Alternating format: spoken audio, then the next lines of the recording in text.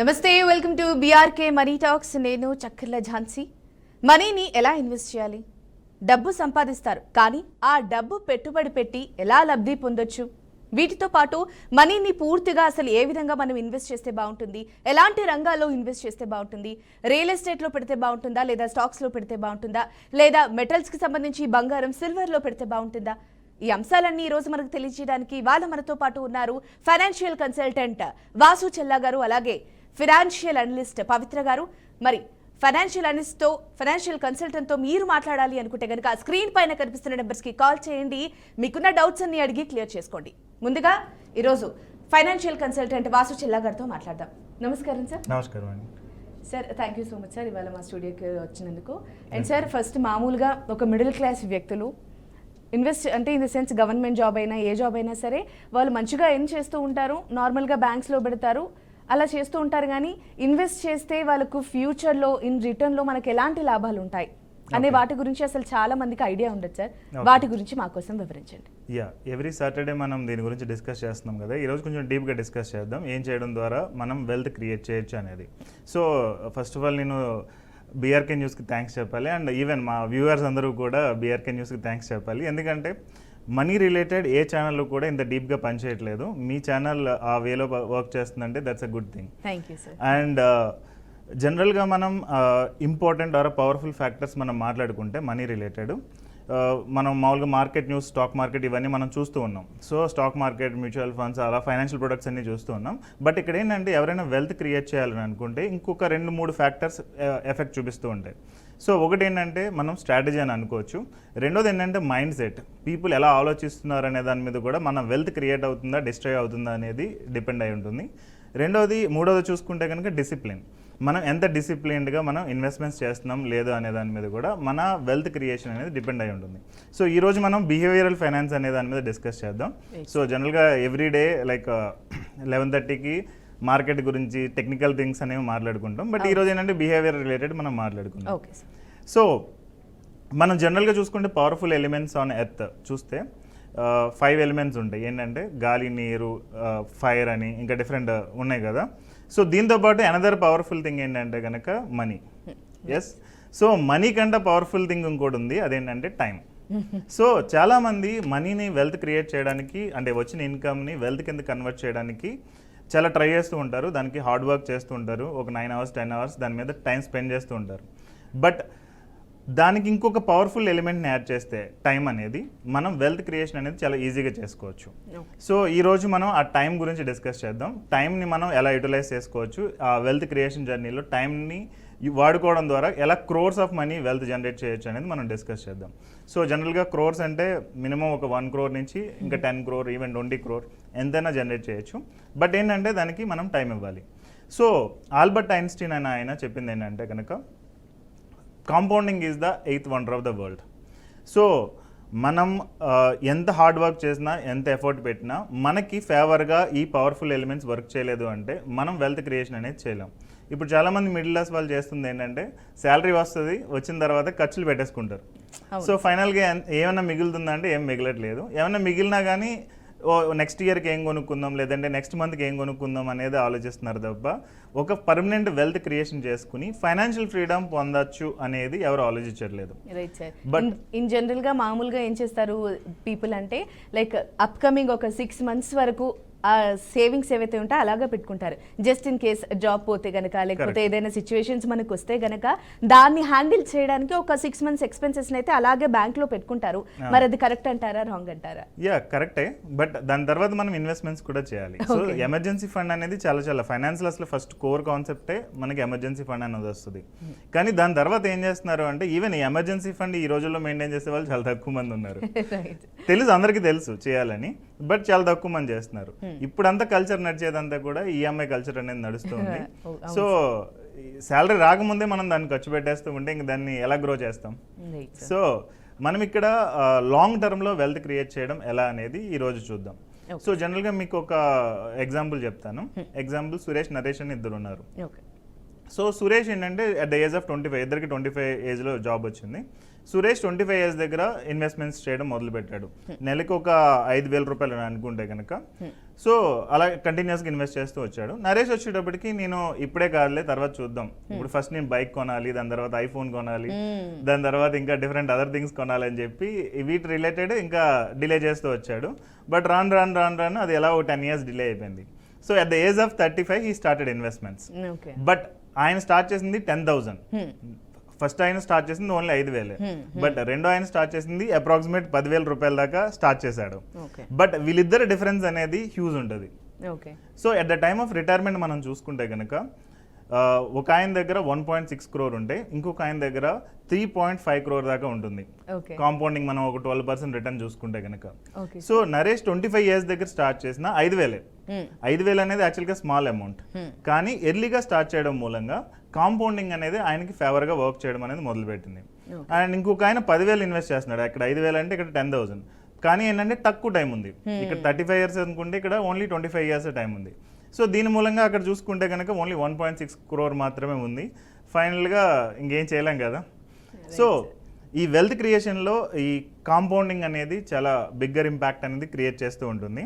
So ఈ రోజు అయితే మనం దీనిలో ఒక 5 points గురించి డిస్కస్ చేద్దాం. Okay sir. అండ్ సార్ అలాగే మరి పవిత్ర గారు ఫైనాన్షియల్ అనలిస్ట్. సో మ్యామ్ నీకు ఎలా అంటే ఇన్ ద సెన్స్ ఎలా competition in the sense score కానీ ఫైనాన్షియల్ దానికి సంబంధించి వాటికి ఎలా హెల్ప్ చేస్తారో మేడం గురించి కూడా ఒకసారి. మేడం వచ్చేటప్పటికి ఫైనాన్షియల్గా అంటే ఒక రీసెర్చ్ చేయాలి, ఒక కంపెనీ రిలేటెడ్ రీసెర్చ్ చేయాలి, లేదంటే ఒక behaviour of the company or the management of the company ఏదైనా చెక్ చేయాలన్నప్పుడు మేడం చెక్ చేస్తూ ఉంటారు.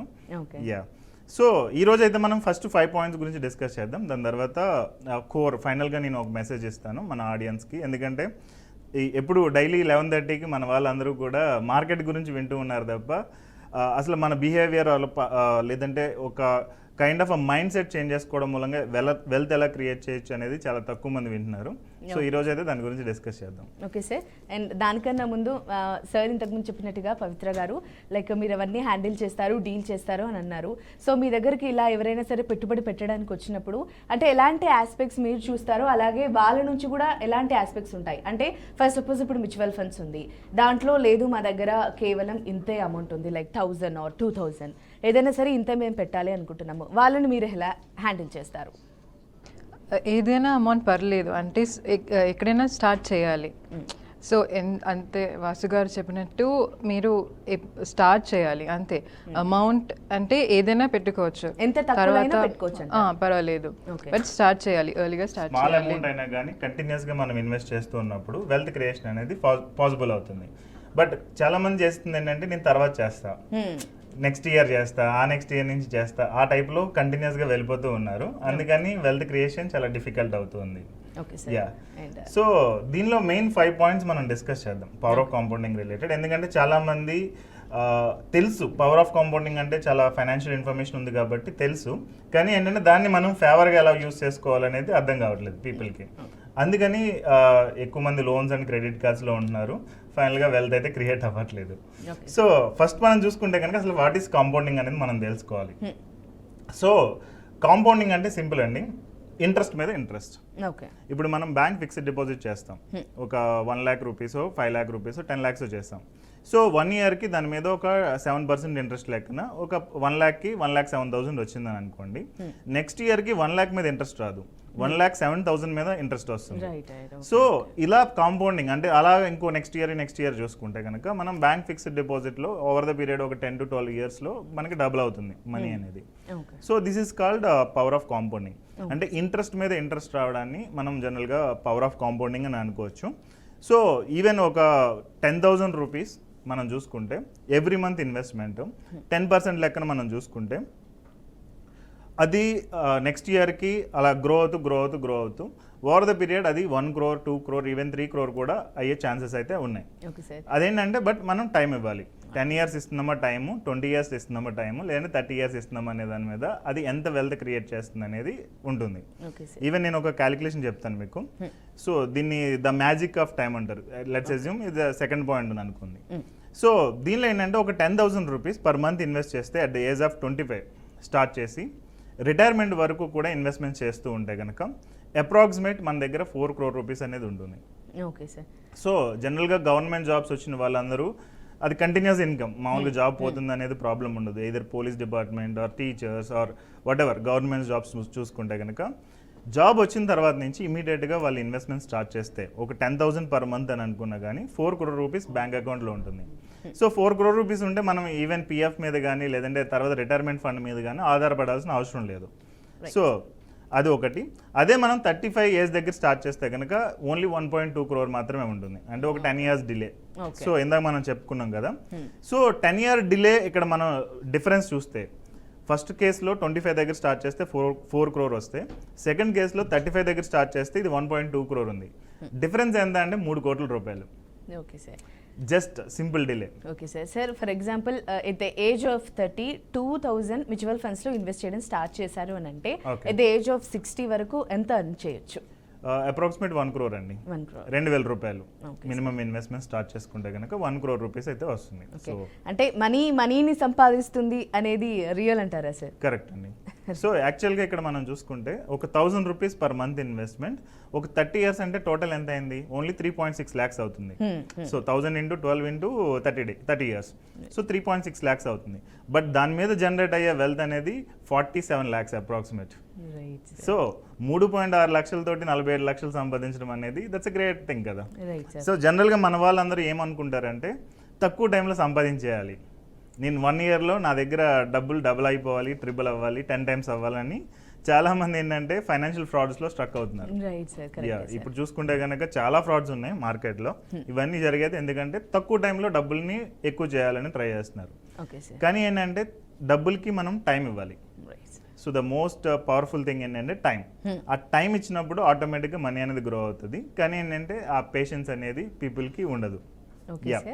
అండ్ సార్ ఇప్పుడు ఎవరైనా సరే ఇన్వెస్ట్ చేయాలి, ఇప్పుడు స్టార్ట్ చేయాలి, సరే వాళ్ళ ఏజ్ ఏదైనా సరే ఇప్పుడు నేను ఇన్వెస్ట్ చేయాలి అనుకున్నప్పుడు ఏది బెస్ట్ అని సజెస్ట్ చేస్తారు సార్? మ్యూచువల్ ఫండ్సా, షేర్ మార్కెటా, స్టాక్సా, ఏది బెస్ట్ అని సజెస్ట్ చేస్తారు? ఇనీషియల్గా అయితే ఎవరైనా కానీ నాలెడ్జ్ లేనప్పుడు రికరింగ్ డిపాజిట్ అనేది బెటర్ ఉంటుంది, బ్యాంక్లో ఉండే రికరింగ్ డిపాజిట్. సో రికరింగ్ డిపాజిట్లో మనం నెల కొంత ఇన్వెస్ట్ చేసుకుంటూ వెళ్తే ఓవర్ ద పీరియడ్ అది వెల్త్ జనరేట్ అవుతుంది. బట్ రికరింగ్ డిపాజిట్తో ప్రాబ్లం ఏంటంటే ఇన్ఫ్లేషన్, ఎవ్రీ ఇయర్ ఖర్చులు పెరిగేది 7% ఉన్నప్పుడు, అండ్ ఈ రికరింగ్ డిపాజిట్ నుంచి వచ్చే ఇంట్రెస్ట్ కూడా 7% ఉంటే పెద్దగా వెల్త్ జనరేట్ అవ్వదు, ఎందుకంటే ఇన్ఫ్లేషన్ ఖర్చులు దాంతోపాటు పెరిగిపోతూ ఉంటాయి కాబట్టి. కానీ దానికి బీట్ చేసి మనం జనరేట్ చేయాలంటే అనదర్ సేఫెస్ట్ ఆప్షన్ మనం మ్యూచువల్ ఫండ్స్ అని అనుకోవచ్చు. బట్ మ్యూచువల్ ఫండ్స్ ప్రాబ్లం ఏంటంటే కొన్నిసార్లు మార్కెట్ పడినప్పుడు మన మనీ తగ్గిపోతున్నట్టు కనిపిస్తుంది, మార్కెట్ పెరిగినప్పుడు ఇది మనీ పెరుగుతున్నట్టు కనిపిస్తూ ఉంటుంది. సో అది ఒక 5 years 7 years 10 years టైం ఇవ్వగలిగితే మ్యూచువల్ ఫండ్స్ బెస్ట్ ఆప్షన్ ఉంటుంది. ఓకే సార్, ఇందులో ఒక డౌట్, మీరు ఇంతకుముందు చెప్పినట్టుగా 30లో మనం చేసినప్పుడు ఇన్వెస్ట్ చేసినప్పుడు 60లో మనకి అది మనం విత్డ్రా చేసుకోవచ్చు. ఈ మిడిల్ గ్యాప్లో మీరున్నట్టుగా ఏమైనా స్టాక్స్ రేట్స్ పడిపోయినా అప్పటి ట్రెండింగ్కి సంబంధించి, అప్పటి సెక్టార్స్కి సంబంధించి, ఆ రోజు ఇంటర్నేషనల్ మార్కెట్ కానీ ఇండియన్ మార్కెట్కి సంబంధించి ఆ రోజు హెచ్చు తగ్గులు ఉండి అండ్ ఆ రోజు మీ టెన్యూర్ అయిపోతుంది, 30 years అయిపోతుంది అంటే 60కి వచ్చేసారు అంటే అప్పుడు మనకి నిజంగా తక్కువ అమౌంట్ వస్తుందంటారా, లేకపోతే మీరు ఇంతకుముందు క్యాలిక్యులేట్ చేసిన ఎగ్జాక్ట్ అమౌంట్ వస్తుందంటారా? లేదు, నిజంగానే తక్కువ అమౌంట్ వస్తుంది. ఎగ్జాంపుల్ రెసెషన్ వచ్చింది, రెసెషన్ వచ్చినప్పుడు లేని మన కోవిడ్ వచ్చింది. కోవిడ్ వచ్చినప్పుడు మార్కెట్స్ 20-30% దాకా పడిపోయినాయి. లెట్స్ అస్యూమ్ ఒక 20% పడిపోయిందని అనుకోండి, 1 crore అలా మీకు 80 lakhs కనిపిస్తుంది అక్కడ. ఓకే, మరి అప్పుడు లాస్ అయితే వచ్చారు. Correct.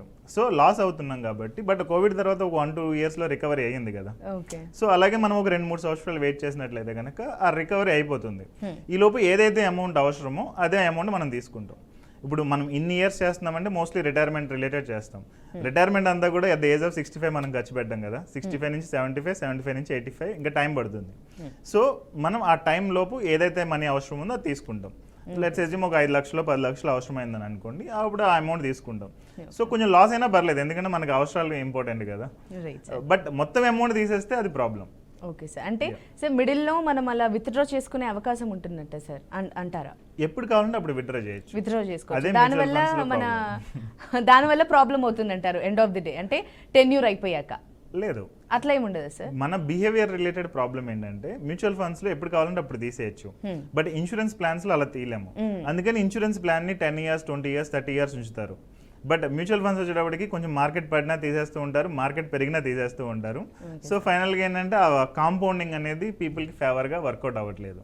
Okay sir, and ma'am మీరు కూడా మ్యూచువల్ ఫండ్స్కి సంబంధించి లైక్ మీ ఎక్స్పీరియన్స్, మీరు డీల్ చేసిన ఏవైనా సరే క్లయింట్స్కి సంబంధించి ఉంటాయి కదా, వాటి గురించి మాకు కొన్ని ఎగ్జాంపుల్స్ చెప్పండి. మ్యూచువల్ ఫండ్స్లో చాలామంది క్లయింట్స్ ఇన్వెస్ట్ చేశారు, కానీ వాసు గారు చెప్పినట్టు మార్కెట్ పడిపోయినప్పుడు చాలామంది అక్కడ టెన్షన్ తర్వాత అక్కడ మనీ తీసేస్తున్నారు కదా. సో అక్కడ చాలామంది అక్కడ రిటర్న్స్ అంటే బాగా రిటర్న్స్ చూడలేదు. సో ఇప్పుడు సార్ చాలా అవేర్నెస్ మా క్లయింట్స్ తోటి మీటింగ్స్, సో ఆ తర్వాత చాలా బిహేవియర్ చేంజ్ అయింది. సో ఇప్పుడు వాళ్ళు చాలా రిటర్న్స్ చూస్తున్నారు. సో ఇప్పుడు ఏదైనా ప్రాబ్లం అంటే మార్కెట్ ఏదైనా ఉంటా కానీ వాళ్ళు అలా ఫాలో అవుతారు. So correct. ఇనిషియల్గా ఏమయ్యేదంటే మార్కెట్ పడిపోయినప్పుడు తీసేసేవాళ్ళు, లేదంటే మార్కెట్ పెరిగినప్పుడు తీసేసేవాళ్ళు. కానీ ఇప్పుడు లాట్ ఆఫ్ అవేర్నెస్ ప్రోగ్రామ్స్ అనేది చేసిన తర్వాత క్లయింట్స్ అలా స్టిక్ అయి ఉంటున్నారు. ఇప్పుడు ఏంటంటే మార్కెట్ పడిపోయింది, ఇలాగ మీరు ఎందాక చెప్పినట్టు ఓ 10% 20% మార్కెట్ కరెక్ట్ అయినప్పుడు ఇంకా వాళ్ళే ఎక్కువ ఇన్వెస్ట్మెంట్స్ అనేది చేస్తూ ఉన్నారు. అందుకని చెప్పి వాళ్ళ మనీ అనేది మల్టిప్లై అవుతూ వస్తుంది అన్నమాట. Okay sir. And power of compounding కి సంబంధించి 2 పాయింట్స్ గురించి 3 పాయింట్స్ మనం డిస్కస్ 3 పాయింట్స్ అయితే చెప్పారు, మిగతా 2 పాయింట్స్. సో థర్డ్ పాయింట్ చెప్పలేదు ఇంకా. So small amounts grow big. ఇందాక మనం ఆల్రెడీ కవర్ చేసినట్టే ఈవెన్ 500 రూపీస్ మనం పర్ మంత్ ఇన్వెస్ట్ చేసుకున్నా కానీ సూపర్ వెల్త్ అనేది క్రియేట్ చేయొచ్చు. బట్ ఈవెన్ మనం 500 రూపీస్ పర్ డే అనుకుంటే కాఫీ టీ ఇవన్నీ మనం చాలా ఖర్చులు పెడుతూ ఉంటాం కదా. కొంతమంది స్మోకింగ్ ఒక సిగరెట్ ప్యాకెట్ కాలుస్తూ ఉంటారు. సో ఒక అనాలజీ ఉంది, అదేంటంటే సిగరెట్ ప్యాకెట్ తాగిన వాళ్ళు ఎంత వెల్త్ క్రియేట్ చేశారు. తాగే వాళ్ళు ఖర్చు చేస్తున్నారు 300-400 రూపాయలు సిగరెట్స్ కి. తాగని వాళ్ళు వాళ్ళ బ్యాంక్ అకౌంట్ లో డబ్బులు ఉండాలి కదా, ఎందుకు ఉండట్లేదు? సో ఈ క్వశ్చన్ ఒకటి వస్తుంది. తాగిన వాళ్ళు ప్రాపర్ గా ఇన్వెస్ట్మెంట్ చేస్తే అదే అమౌంట్ ని పర్ డే ఒక 500 రూపీస్ లెక్కన నెలకి ఎంత అవుతుంది? అప్రాక్సిమేట్ 15,000 పర్ మంత్ అవుతుంది. 500 into 30 days. సో ఒక 12% లెక్కన మనం క్యాలిక్యులేట్ చేసుకున్నా కానీ 5.2 crore రూపీస్ అవుతుంది. Okay sir. 5.2 crore. ఎవరైతే ఎక్కువ మొత్తంలో ఇన్వెస్ట్ చేయాలి అని ఇంట్రెస్టెడ్ ఉన్నారో, వాళ్ళకి అవైలబిలిటీ ఉందో, మీరు అన్నట్టుగా 15 పెట్టొచ్చు.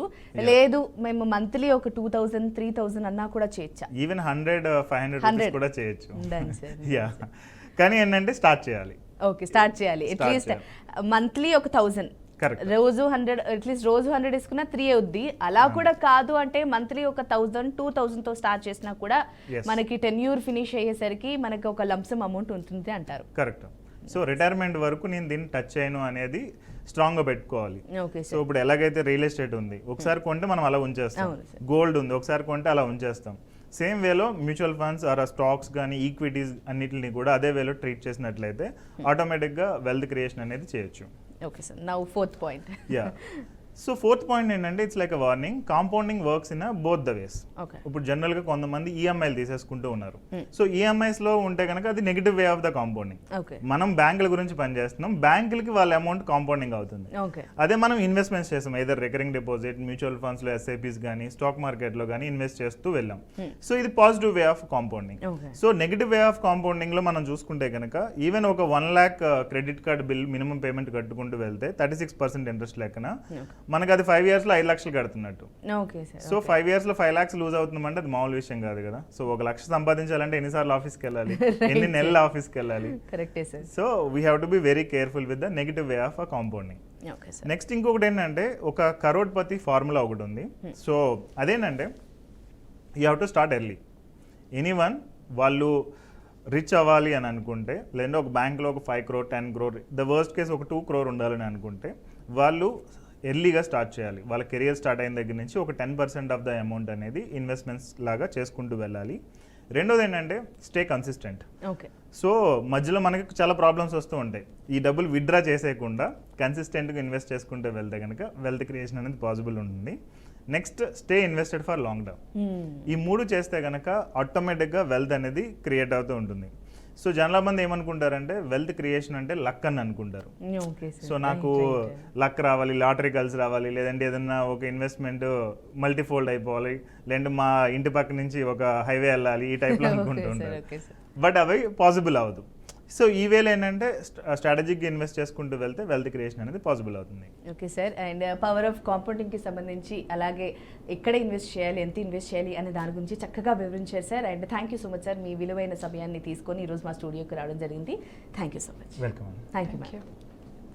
అండ్ చూసారు కదా, పవర్ ఆఫ్ కాంపౌండింగ్ గురించి ఫైనాన్షియల్ కన్సల్టెంట్ వాసు చెల్ల గారు ఏ విధంగా అయితే మనకి ఎక్స్ప్లెయిన్ చేశారో, ఎలా పెట్టుబడి పెట్టాలి, ముఖ్యంగా 100 రూపాయల నుంచి 100 కాకపోతే కనీసం నెల మొత్తంలో నెలకి ఒక 2000 పెట్టుకున్నా కూడా మనకి లాంగ్ టర్మ్లో మనం రిటైర్మెంట్ అయినప్పుడు ఆ అమౌంట్ మనకి రిటైర్మెంట్కి బెనిఫిట్గా అవుతుంది, అవి మన అవసరాలు తీర్చే విధంగా అవుతుంది. ఎందుకంటే నెల నెల సేవ్ చేసినా అందులో సగానికి సగం మాత్రమే మనం సేవ్ చేయగలుగుతాం. కానీ ఇలా ఈ విధంగా మ్యూచువల్ ఫండ్స్లో కానీ షేర్ మార్కెట్లో కానీ అన్నీ తెలుసుకొని కనుక మీరు పెట్టుబడి పెడితే కనుక that will be very useful for you. And ఈ మేము ఇప్పుడైతే ఏదైతే చూసారో ఇది లైవ్ మాత్రమే కాదు, యూట్యూబ్లో కూడా ఇది ఖచ్చితంగా అప్లోడ్ అవుతుంది. మీకు ఇంకా ఏమైనా డౌట్స్ ఉన్నా, సరిగ్గా పాయింట్ అర్థం కాలేదు అనిపించినా కూడా యూట్యూబ్లో వెళ్ళి చూడొచ్చు. బీఆర్కే మనీ టాక్స్ సంబంధించి BRK business bus, BRK market bus అని కూడా ఉంటుంది. అండ్ ఇది వాళ్ళ బీఆర్కే మనీ టాక్స్. చూస్తూనే ఉండండి బీఆర్కే న్యూస్ తెలుగు సత్తా.